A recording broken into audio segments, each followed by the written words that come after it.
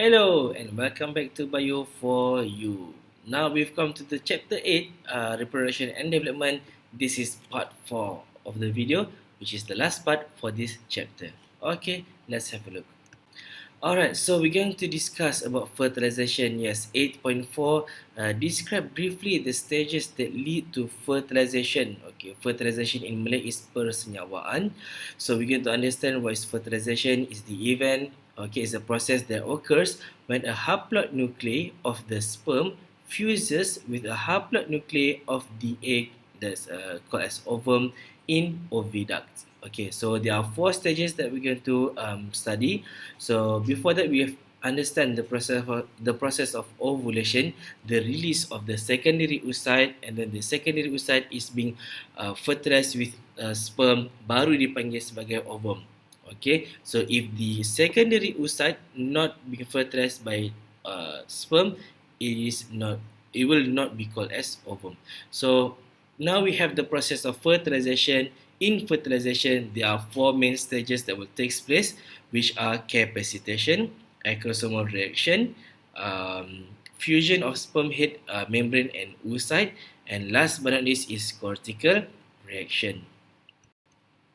Okay, so we go on to the first one, which is capacitation. So apa dia capacitation ni?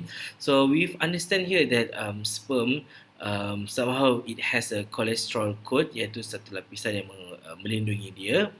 Okay, so it's a process in which the glycoprotein coat, okay, and plasma proteins are being removed from plasma membrane that covers acrosomal region of the sperm head, which will lead to the sperm maturation. Okay, so means that previously the sperm not so vigorously moving, it just go with the flow, but through capacitation, bila berlaku capacitation, ada uterine chemicals, so maknanya bila dia masuk dekat uterine, maknanya dah masuk dekat dalam uterus, so dia become capacitated, maknanya dia become very vigorous in its movement. So occurs in the female reproductive tract. So berlakunya proses ini dekat dalam female reproductive tract, and capacitated sperms can pass freely through corona radiata and reach zona pellucida. So apa di corona radiata and zona pellucida, kita akan tengok nanti. Only capacitated sperm can undergo acrosome reaction. Maksudnya sperm yang dah melalui proses capacitation, yang dah aktif, yang dah move secara vigorously, baru dia akan boleh melalui next stage, iaitu acrosome reaction. Kalau tak berlaku capacitation, tak akan boleh berlaku proses acrosome reaction. So the second stage, which is called as acrosomal reaction. Okay, before we go much further, why we keep on talking about acrosomal reaction? Apa di acrosome ni? Okay, please try to recall back that the structure of the sperm at the head part of the sperm, there is a structure called as acrosome. So acrosome ni dekat bahagian kepala dia, okay, yang dia ada contain certain enzyme. Nanti kita akan tengok enzyme apa. Okay, so that's why this stage called as acrosomal reaction, yang di mana kita akan tahu acrosome ni akan starts to react. Okay, so let's look at the points. When sperm reach zona pellucida, so bila sperm dah sampai dekat zona pellucida, sperm will binds to a sperm receptor on zona pellucida. So dekat zona pellucida ni pun ada receptor dia juga ni. Okay, tak payah hafal nama spesifik ZP3 ni, nama sperm receptor ni. You just acknowledge there is a receptor, which will triggers the acrosomal reaction. So upon this binding, it will cause this acrosomal reaction. So apa dia acrosomal reaction? Kita tengok lagi. So it is the event where acrosome release the enzyme acrosin by exocytosis. Maknanya acrosome ni release dia punya enzyme acrosin by exocytosis. Itu yang kita panggil sebagai acrosomal reaction. And what this enzyme will do, it will hydrolyze the zona pellucida. Zona pellucida ni adalah layer yang melapisi atau melindungi ovum tu tadi. Nampak? The label now has changed. Asalnya dilabelkan sebagai secondary oocyte, tapi dah berlaku fertilization kan, nama dia sekarang ni adalah ovum. Okay, so dekat ovum ni dia ada pre-vitelline space, ada ruang antara egg plasma membrane ni tadi dengan zona pellucida. Okay, atas zona pellucida ni ada satu lagi layer lain yang dipanggil sebagai corona radiata. Okay, semua tu tujuan untuk protect ovum ni tadi. So memang biasalah ovum ni ataupun secondary oocyte ni kita memang macam perempuan lah, kita akan protect berlapis-lapisan protection kita bagi kepada dia. Okay, so this will enable this process of acrosomal reaction enable sperm to penetrate the jelly coat and reach the plasma membrane of secondary oocyte. Barulah dia boleh pergi ke secondary oocyte punya plasma membrane. Okay, so this diagram showing you of the acrosomal reaction. Nampak acrosomal reaction ni ada sperm head ni, they start bind with this one is zona pellucida, and dekat zona pellucida ni ada banyak sperm binding receptor dotted line ni. So bawah ni barulah ada, this one is the membrane, plasma membrane of the secondary oocyte. Now kita dah panggil sebagai ovum lah. Okay, so the sperm will bind. Okay, open the binding and then there is a fusion. Ni kita akan bincang sekejap lagi. And block polyspermy ni kita akan bincang nanti sekejap lagi. Okay, so come to the third stage, which is a fusion of plasma membrane of sperm and secondary oocyte. Maksudnya ialah plasma membrane of sperm and plasma membrane of secondary oocyte is being fused, maknanya bergabung ataupun bercantum. Sperm will bind to receptor on the plasma membrane of the secondary oocyte. The recognition between sperm and egg will triggers the fusion of their plasma membrane. The plasma membrane will fuse, akan bergabung. Then this will allow the sperm enters into cytoplasm of the secondary oocyte. It triggers two events. The first one is cortical reaction, and the second one is the completion of second meiotic division. Second meiotic division ni apa? Remember, meiosis, there is meiosis 1 and meiosis 2. Meiosis 2 untuk women to complete, dia perlukan fertilization. So bila nak mula complete sampai ngam dah sah, nukleus tu masuk through the process of fusion of plasma membrane of sperm dan secondary oocyte ni tadi. Okay, so this is a very good diagram and it's a very basic one. Okay, so we can see the first stage.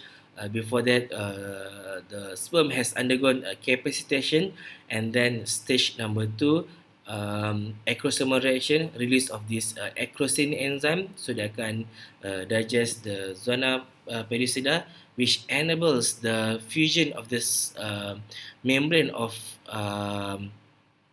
secondary oocyte dengan membrane of this sperm head membrane. So dia akan release the sperm nucleus into the egg cell.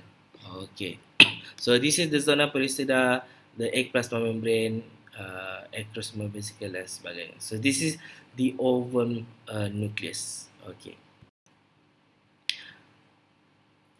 Okay, so this diagram is a similar diagram, just showing you a more three-dimensional structure. Okay, so this what is labeled as follicle cell is actually the parts of the corona radiata. So remember, this is corona radiata sebenarnya, and underneath corona radiata is the zona pellucida. There is a gap between ruang between zona pellucida and the membrane of the egg. So dipanggil sebagai pre-vitelline layer yang warna putih ni. Okay. Alright, so we come to the fourth stage. Okay, stage yang keempat iaitu cortical reaction. So apa yang berlaku ketika cortical reaction ni? The cortical granules will fuse with plasma membrane. So before this, if you start to notice, underneath the plasma membrane of the secondary oocyte ada bulat-bulat tu. Bulat-bulat tu kita panggil sebagai cortical granules. Okay, dekat dalam cortical granules ni dia akan release certain substance yang kita akan tengok apa function dia tu nanti. Okay, so cortical granules will fuse with the plasma membrane. Okay, release the enzyme iaitu lysosomal enzyme by exocytosis to the outside. The secondary oocyte membrane becomes impenetrable to other sperm. Maknanya sekarang ni bila dia cortical granules ni release dia punya lysosomal enzyme, akan menyebabkan sperm lain tak boleh nak masuk impenetrable to other sperms. Okay, the continuation. The enzymes will alter sperm receptors on zona pellucida. So, other sperms cannot bind to it. So, dia akan alter this receptor tadi tu, and so sperm lain tak boleh nak bind. So, this also will block the entry of other sperms. This is to inhibit polyspermy. Inhibit ni maknanya menghalang polyspermy. Polyspermy maksudnya dalam satu ovum kita tak nak ada banyak sperm, hanya ada satu sperm saja. Poly means banyak, sperm means sperm lah. Okay. So, continuation lagi. Entry of sperm will stimulate the secondary oocyte to complete meiosis 2 from metaphase 2 to form ovum and second polar body. So, baru dah lengkap ada dipanggil sebagai ovum sekarang ni. Sebelum ni dia dipanggil sebagai secondary oocyte. So, spermatozoan moves closer to the female pronucleus. So, maksudnya dia akan nukleus ni akan start to gerak dan mendekati nukleus yang ini. So, sperm nucleus will swell and form male pronucleus. Egg nucleus is called female pronucleus. Both nuclear membranes disperse and combine to form a diploid. So basically now dia akan dah mula datang ni, so dia akan jadi diploid lah. So this one dah diploid already. Okay.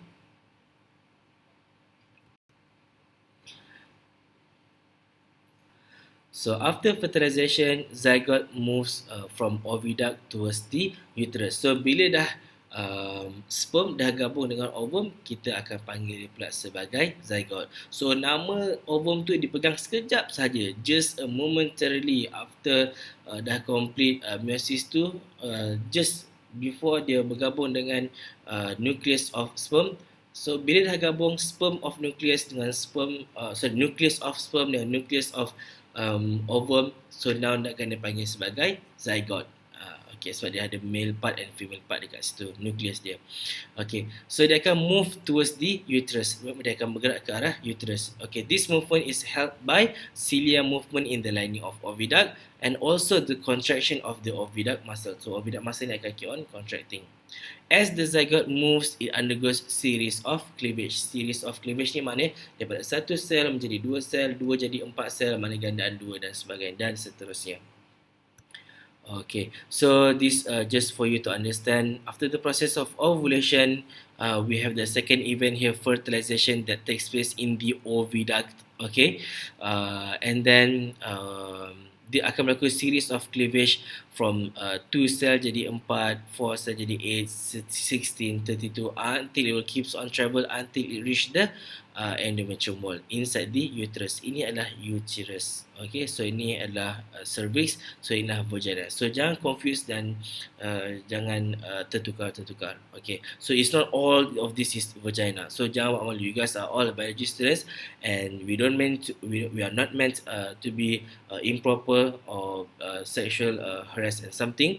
We are purely and clearly learning this professionally. So again, so vagina is this part at this bottom bottom part over here. Cervix is here, the pangkal rahim. So in Malay, this is the rahim. Rahim is called as uterus. So also we have the ovary over here. So don't just throw away your random answer by saying everything is vagina, everything is cervix, everything is uterus, everything is ovary, like you didn't learn bio at all. Okay, so this slide is showing you the process of implantation. So we understand here that the follicle, after it's being released the secondary oocyte, then the secondary oocyte is being fertilized, then it becomes a zygote then will later becomes embryo, then embryo itulah yang akan implanted inside the uterus. Okay, so at the endometrium wall. So dekat dalam uterus tu ada endometrium wall. Okay, so this is pretty much that you're going to learn in chapter 8. So yep, this is all the entire most of the basic content that you need to learn. Okay, so on the next slide, we have the list of the references that we use. Okay, these are the books that mainly we use to refer for this chapter. Alright, so again, please drop a like, okay, and share this video, and please do subscribe this channel. Okay, until we meet again on the next following chapter, and goodbye.